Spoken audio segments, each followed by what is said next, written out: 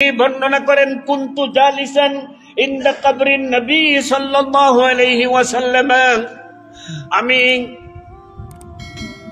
আল্লাহর হাবিবের পবিত্র ওয়াফাত লাভের 218 বছর পরে যিনি ইন্তেকাল করছেন তার পূর্বের ঘটনা, আমি আল্লাহর হাবিবের রওজা পাকের নিকট উপস্থিত ছিলাম, উপবেশনে ছিলাম।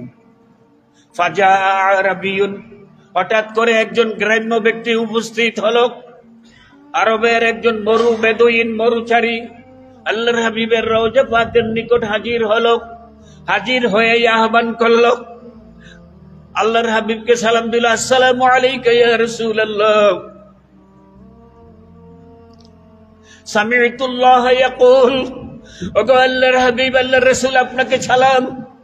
মহান আল্লাহ তাবারক ওয়া তাআলাকে পবিত্র কোরআনে আমি বলতে শুনেছি, ওয়ালাউ আন্নাহুম ইয যালামু আনফুসাহুম জাউকা ফাস্তাগফিরুল্লাহ ওয়াস্তাগফার লাহুমুর রাসূল লাওয়াজাদুল্লাহ তাওয়াবার রাহিমা।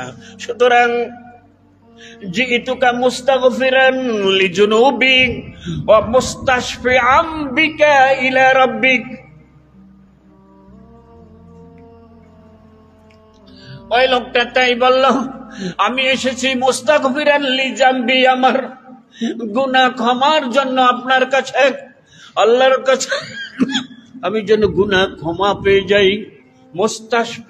মুস্তাশফিআম বিকা ইলা রাব্বিক, আর আমার গুনাহ ক্ষমার সুপারিশ মহান আল্লাহর দরবারে আপনি করবেন। আল্লাহ আমার গুনাহ ক্ষমা করে দিবেন, এই জন্য আপনার দরবারে হাজির হয়েছি। সুম্মান সাদায়াকুল, তারপরে তিনি আরবি 2টি পদ্য আবৃত্তি করে চলে গেলেন। সেই পদ্য 2টি হচ্ছে, ইয়া খায়রা মান দুফিনাত বিল আলকাই আযমু ফাতাবা মিন তিবিহিনাল কাউ ওয়াল্লাক নফসিল ফিদা লিকবরিন আনতা সাকিনুহু ফীহিল আফাফু ওয়া ফীহিল জুদু ওয়াল কারমু বালাগাল উলাম বিকামালি কাশফাত তুজা বিজামালিহি হাসনাত জামিউ খিসালিহি।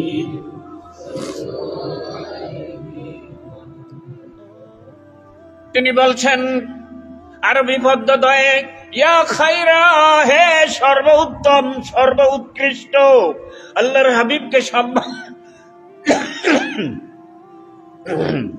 সম্বোধন করে বলছেন, হে সর্বোত্তম, হে সর্বোৎকৃষ্ট, ইয়া খায়রা মান দুফিনাত বিল আলকাই আযমুহু, ওই সবের মধ্যে যাদের দেহ সমাহিত রয়েছে এই এলাকায়, অর্থাৎ রওজা শরীফের পাশে জান্নাতুল বাকিতে, জান্নাতের চিরনিদ্রায় যারা রয়েছে, এই সবের মধ্যে ওগো আল্লাহর হাবিব আপনি সর্বোত্তম এবং সর্বোৎকৃষ্ট।